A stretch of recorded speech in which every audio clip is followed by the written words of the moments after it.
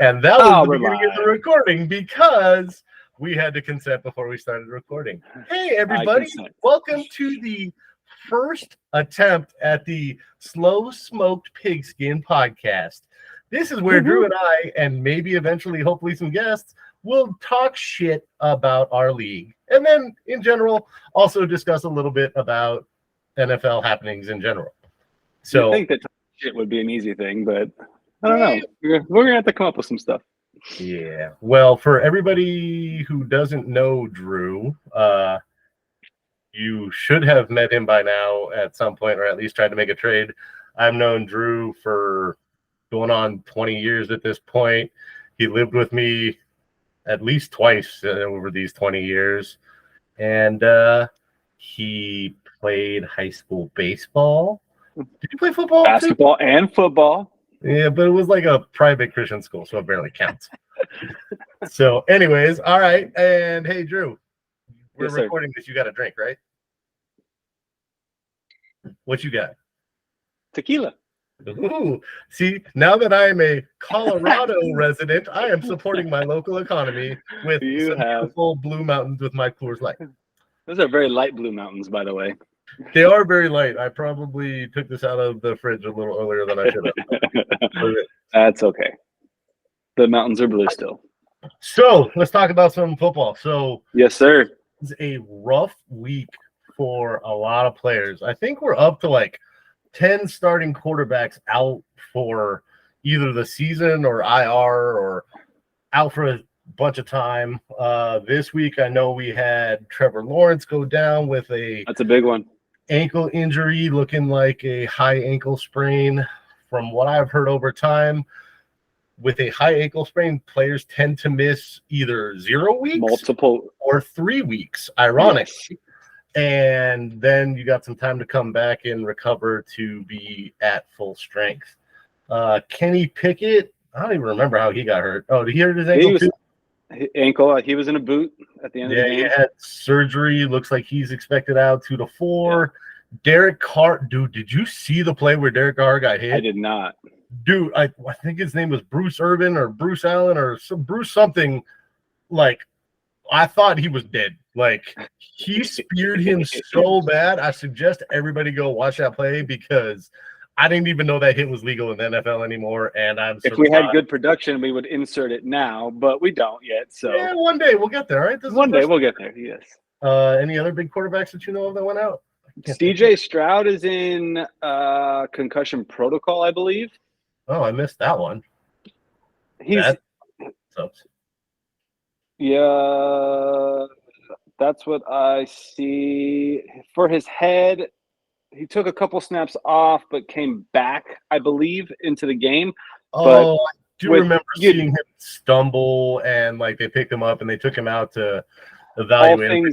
Yeah, as long as he doesn't regress over the next couple of days, everything should be fine for him. But you never know in this league. Oh, and by the way, everybody, Drew is also an emergency room technician, so he has some medical informational background. Yes. If you don't feel nauseous or you're not vomiting, get back out on the field. There you go. Who cares if you stumble like Tua? It doesn't matter. I mean, that one definitely, they said that one wasn't a concussion. Running backs, Ramondre Stevenson, probably out of our lives for the rest of the fantasy season. Yes. Which is a bummer. X-rays were negative on his ankle, but sounded like another high ankle sprain that's going to cost him some time. Brian Robinson. DeAndre Swift, unknown.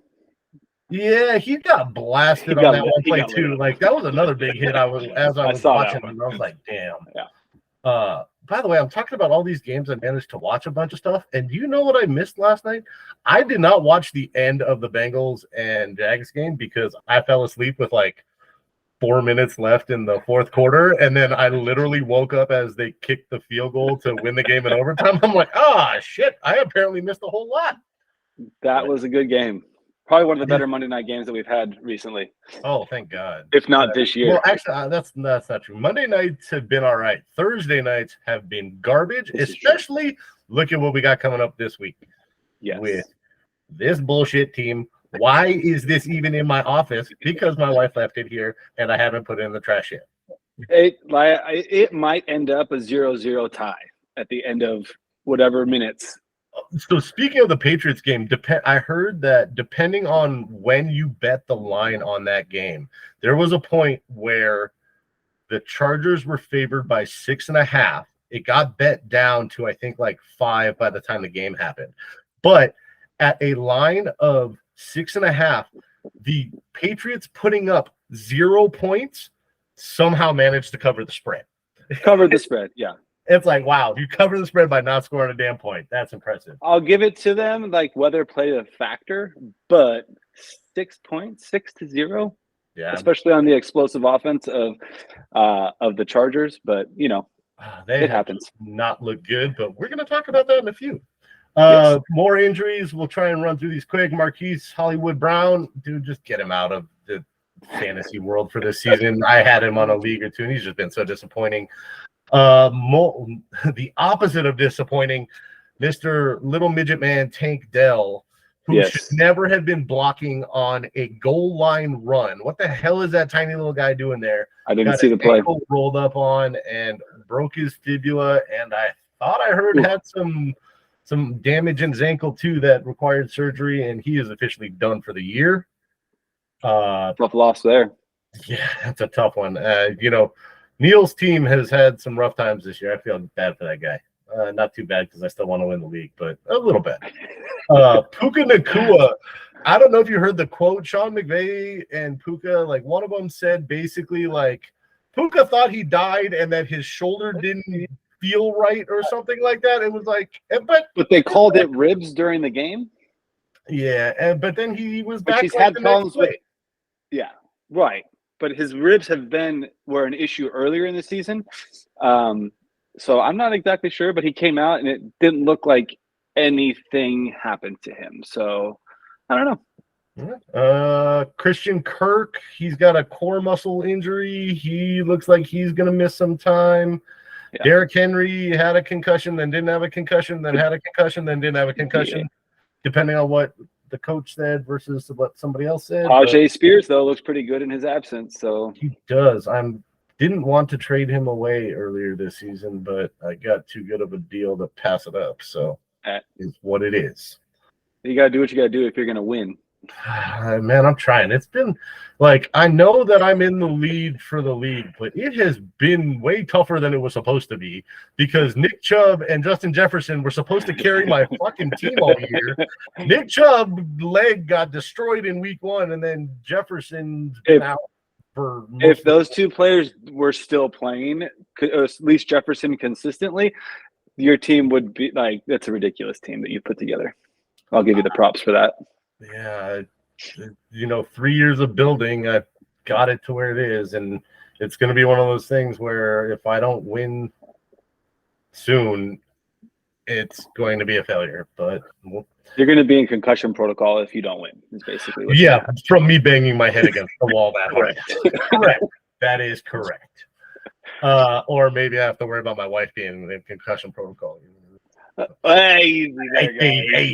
All right. Any other injuries you want to talk about? I don't think. I mean, there's a few tight ends, but nothing that really makes a difference because it's not any of the top 2 tight ends that matter. Really, it's only one tight end at this point, but you know what I mean. Dude, Kelsey has been too busy with his head up Taylor's ass to be playing football, and instead he's getting way outplayed by these rookies, Laporta and McBride's not a rookie, but McBride's coming up real big. Kincaid's looking real good. As long as Dawson Knox is out, but we'll see. Who knows? But Kelsey, I made a big trade to get him in my attempt at going all in, and we'll see how that pays off because he definitely with this loss, hopefully it straightens them out because when you watch the Chiefs, consistently they're throwing the ball to Kelsey, and they've consistently not been throwing the ball to Kelsey of the last couple of games. So I mean, he still gets his catches and stuff like that, but I just their offense has not been what it typically is. It's running through different different routes as of lately. So maybe with this loss, they'll go back to the old school, and he'll be more of a factor. But either way, he's a very rich man. If he marries Taylor Swift, he's going to be much richer. Andy Reid's a hell of a coach. Patrick Mahomes is a hell of a quarterback. They'll figure something out. If I saw a article recently about how they're trying to expand things in the NFL. We've got international players coming. We've got female refs. We got female coaches. And then the Chiefs managed to get a wide receiver named Marquez Valdez-Scantling, who actually was born with no hands, and he's playing in the NFL. So, anyways, all right. It's a pattern with the Chiefs. They like to draft players that don't have hands. It's pretty bad, man. All right, so what's going on in our league right now? As of this week, we have 4 playoff spots clinched with Steve and Joe. By the way, Steve is Saquondu, I get the trophy, and Joe Clever. Being to infinity without Bijan, because he did have the number 1 pick, which he planned on taking Bijan, but traded away. So then he changed his name. Well, that's at least his team name, and then his profile name is the Shit King Rises, because after winning the Toilet Bowl trophy last year, he has decided that he is not doing that again. And by clinching a playoff spot this week, he has guaranteed that won't happen again. So that being said, those 4 spots are locked up. We haven't officially locked up any of the first round buys yet, but we're definitely going to this week because it's the last week of the regular season. But we've got a tight match to see what happens there. Then coming up, we have Neil at 13-3, Raph at 13-3, and Mr. Daniel Vernon, the Solo Cup, at 12-4, competing for the last 2 spots. And to make it even more interesting, Neil Broke Dak Mountain is playing against Raph's team this week. So pretty much, unless Daniel Vernon manages 2 losses, whoever loses that matchup could be out. But then again, if they both score low, who knows? This is the fun of having an extra matchup each week against the median. Correct. If they both score high, it could be 1 win for one and 2 wins for the other. It could be 1 win for one and 0 wins for the other. Somebody's getting a win, at least one. But other than that, nothing's guaranteed, and so it'll be interesting to see what happens. Unfortunately, Drew, you were in playoff contention if you had gotten 2 wins this week, but unfortunately, you only got 1, and you are officially eliminated. You think so? I know so. Math. Because I said that one of Neil and Raph have to get at least 1 win. Correct. One of them will have to get to 14. The max you can get to is 13. But the 6th spot, okay, I guess. Okay. There's an outside chance it's not likely at all. But yes. I'm not officially eliminated as of right now. Now that I look at it, you are correct because you are higher up on the points for, so you have that tiebreaker potentially, depending on how the week goes. So yes, depending on how keep those hopes alive, buddy. I had a 12-game losing streak, I believe, was the max, and I was at that point. I was like, "Oh, this is great! Like, I'm looking forward to next season." And then all of a sudden, I put on a little streak, and then I was like, "Now what do I do?" Yeah. For not that I want to give away too much strategy for Dynasty. But generally, you don't want to be in the middle. You either want a top team that's winning, or you want a bottom team to get better picks. But in a future episode, we will talk about ethical and proper tanking. And I'm also planning on implementing new rules next year to avoid it. Tanking bad. We'll leave that to a later date. We'll leave that. Let's get this season over with. Yeah. All right. So that's kind of our playoff picture for right now. It's super cool that it's coming down to the last week to get those last spots, and the two of the 3 that could make it are playing each other. That's pretty exciting. Hey, that's the kind of fun drama you want for the last week. Yep. What else we want? And this is the last week for trades, or the deadline was last week? I don't remember. No, that's a very valid point. This coming week is the last week for trades. Trades are allowed to be started before the Monday night game starts.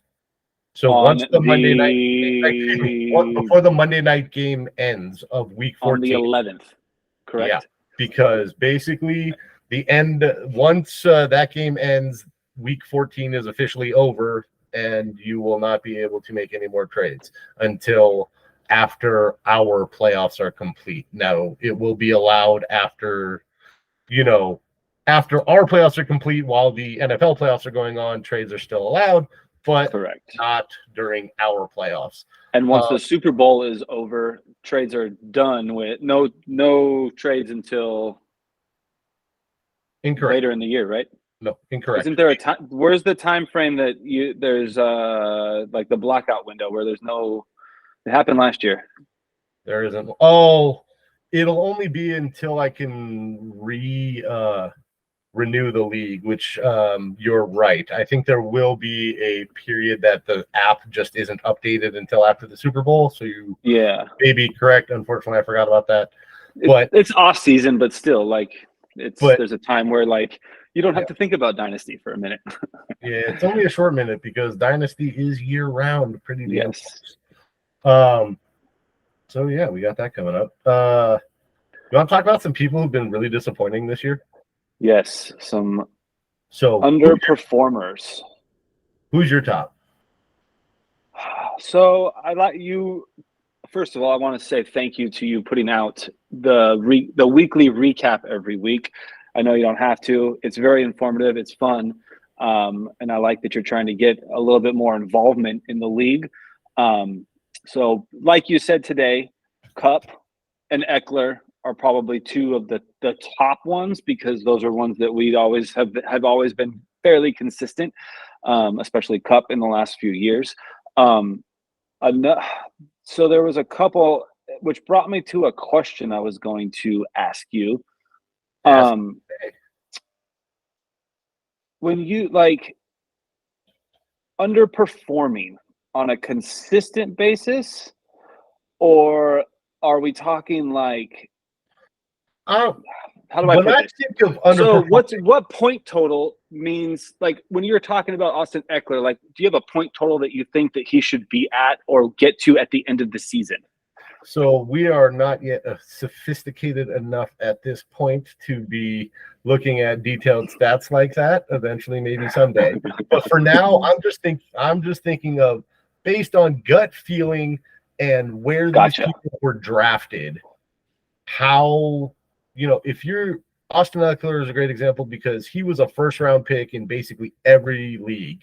And I don't know where he exactly sits on running back rankings for the season, but it's got to be. I'll tell you right now. Hold on a second. I mean, because my thought process is Jonathan Taylor, Saquon Barkley, as we're talking about running backs, as people who have been underperforming.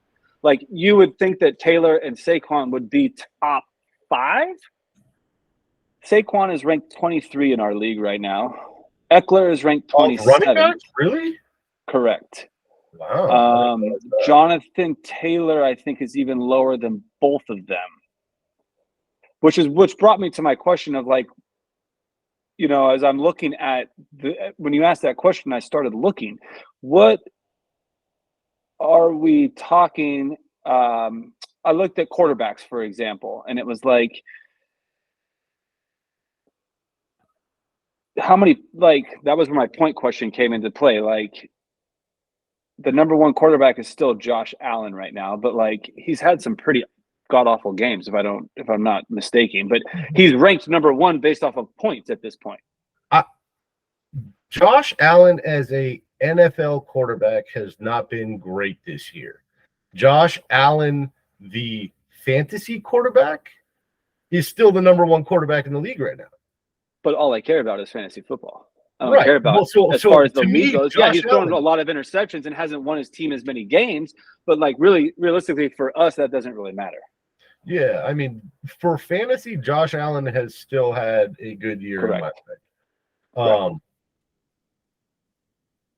I'm looking. Oh, bummer. I had a different app that I had looked at that had game by game rankings, but this As one, as the owner of Tony Pollard, would you say that he's performed this year, or he has underperformed this year? he has definitely been a disappointment. Like he is not at this point, because he's had a good last couple of weeks. I think he's had a little bit of redemption, but overall, the season is definitely not what I expected. Of course, he's one of not what has been in the past when he's backed up Zeke. Yeah. He's ranked number 13 right now in our league, by the way. Is he really? It's actually way higher than I expected. I mean, I agree 100%. He has been I went into this year thinking that he had a real potential to be a top 5 back. Like getting I would agree with you on that. Passing game work, getting all the rushing work, and he hasn't performed. So has he, especially as of late, he's been enough to not completely sink my team, which honestly, I was about 1 week from just benching him until he showed, because like I forgot which game it was. I think it might have been against the Giants, where it was like, all right, this is his chance to break out, or maybe it was the Panthers. Either way, where it was like, this is his chance to break out because he's finally playing a bad defense. We had played a string of good defenses, and he didn't do it that first week. And I was like, all right, he's got one more shot against a bad defense, and then he's at least done enough to not tank my team at this point. Right. So he's back in my lineup. But I mean, there's swings all over the place. But that Dallas team though is tough because their defense has scored a lot of points. They did, and it's hard when they're throwing the ball a lot better than they have in the past. So they haven't needed that run game. So it's at the end. I think he's been, but he's a little bit. At the end of the games, he's kind of just like getting a little bit of that garbage stuff because he's not performing like you said in the first 3 quarters of the game. Well, but I disagree with you there, because like early in the season when Dallas's defense was putting up major points, that's when you would think game script says hand the ball off to our running back who's gonna get us first downs. But the problem is they took him out and were putting in Dowdle, and he was doing better than Tony was. I gotcha. I don't watch as many games, but yeah, I just think it's a tough one with how explosive the offense is, and then how explosive the defense is. They've had a bunch of high scoring games, therefore he hasn't either been in, or when he is getting his points, they're not going to get touchdowns out of him, which is where you, as a running back, is where you're going to score most of your points. The other really funny part about it is like Mike McCarthy in the offseason claiming about how he wanted to slow down the offense and run the ball more, and didn't ever get another running back to back up Pollard, and we've thrown the ball a lot. Yeah, well, you've got really good wide receivers. But yeah. Any other disappointments? I'm looking online. I'm seeing Dameon Pierce. I could say that was like, I'm not a believer in Dameon Pierce. I don't like him, not my cup of tea, but a lot of people drafted him a lot earlier. Some of it's hard to fault a player when it's due to injury. And going back to Eckler, I get it. He's been injured, but since being back, he doesn't look the same. Cooper Kupp, the same thing. Like, if you were one of the people who drafted Cooper Kupp in the first round before his offseason injury, man, that's been rough. And then even once he had the injury, people were still drafting him in back of the first or early second with you like, oh, cool. Well, it's Cooper Kupp. When he comes back, he will just lead me to victory. I will admit, I have one league where I had drafted Justin Jefferson. When Jefferson went down, I needed something to pick my team back up so I could make sure I made a playoff run. And somebody offered me Kupp for Jefferson straight up. And I knew that I was going to be without Jefferson for 6 weeks. So I took the trade. You went for it. You're giving me Cooper Kupp. When he comes back, he's going to be a baller. I got to tell you that league, Kupp was on my bench this week. And that was not a good feeling. No. I would say if we're going with wide receiver, like Adams hasn't been, and it's not necessarily his fault, but Adams hasn't been as good as a big threat as he usually is. I think you can say Garrett Wilson, obviously underachieving solely based off of his quarterback. Yeah, but you're gonna pick him up. You're gonna trade for him at certain times. And Deebo Samuel would probably be one that I would say, like, it's a hard offense to be in. But Ayuk is getting one, though. Like, I think part of Deebo's issue was health, because I mean, look at this weekend with him being back healthy, he was a beast. I mean, like, when that man is fully on, he's hard to stop. Oh, by the way, another one, I mentioned him earlier, but Hollywood Brown absolutely disappointed me. Jahan Dotson for the Commanders. How the hell did Sam Howell spend most of the damn season as either passing leader or top 3 or whatever, and he doesn't have a single wide receiver who that you can feel comfortable playing? And by the way, this week, exactly 0 points for Terry McLaurin. First game in his career, apparently, where he had 0 fantasy points. Didn't they just fire their offensive coordinator, or am I mistaken? Defense. Last week? Defense? No, I think they fired their defensive coordinator. Oh. But, yeah, I mean, it's that they, I mean, and that was another guy that got injured this week. Robinson, he's out with a hamstring. Yep. That's going to, they're not, it's like they're in that stuck in between. Are they going to rebuild? Or are they going to make a push for it? And it's like, well, we have the players, but we're not utilizing the players. So yeah, I mean, how do you play anybody from the Washington Redskins? Like, you can't. Or they're not Redskins anymore, hey, you can't say that one no more. But hold on a second. I read something this week that they're suing the Commanders to get the Redskins back. I heard about this a few weeks ago. It was like whatever the tribe is, specific tribe or group was yes, upset because they said it brought attention. So the fact that they got rid of the name, it's like, but the actual image was the actual chief, apparently. Right. And so, like, it's not what's the word? Like, I can't think of the word at the moment, but like cheering for that particular person, it's like now you've taken them off and it's disrespectful. They're not respecting it. So, but yeah. The Commanders, like, it's just a team where their defense was supposed to be really good too at the beginning of the season, and they had a couple of good games, but then, you know, they got rid of their 2 best defensive linemen. Yeah, that's gonna hurt a little bit. Yeah. Josh Jacobs, he's disappointed a little bit. I mean, that's what happens when you hold out in the preseason. That's shown time and time again. I got suckered into taking him in a couple leagues because he was still sitting there, like, back of the second, early third, and I was like, oh man, that's a steal for Josh Jacobs. He was the leader last year, and he just hasn't looked the same. Breece Hall. It's a tough offense, though. Like, yes, the players have. You can't blame it solely on the actual player. Like, you have to think about that as well. Who's been disappointing? Correct. And that covers it for me. Anyone else? I can't. Nah, that's pretty much my list. So, offensive players. One more topic before we get the hell out of here, and this is me bitching completely. Hey, any of you who have met me, guess what? I do that. You're not surprised at all. I'm used to it by now. Doubtful players. So, Sleeper app allows you to set an option so that doubtful players can be put in an IR spot on your team. Right now, we have this turned off for the league because it was not something that had been discussed. That's how the plans were set. And as much as everybody jokes with me about being a shit commissioner, I like to believe I'm pretty actually fair and impartial and make sure I don't change anything without talking to anybody. So that being said, my reason behind this is a perfect example, right? As of today is Mr. Ramondre Stevenson, right? He hasn't high ankle sprain, MRI today. He's out many weeks. However, they have not put out the official injury report, so he's still listed as, depending on what platform you look at, either questionable or doubtful.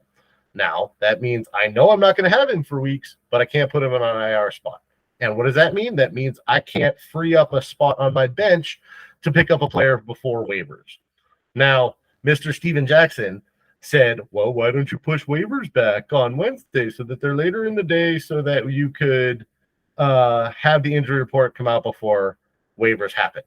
Well, number one, I don't want different waivers on every day. I don't really want to push the time back. Can you just push waivers to Thursday morning at the earliest?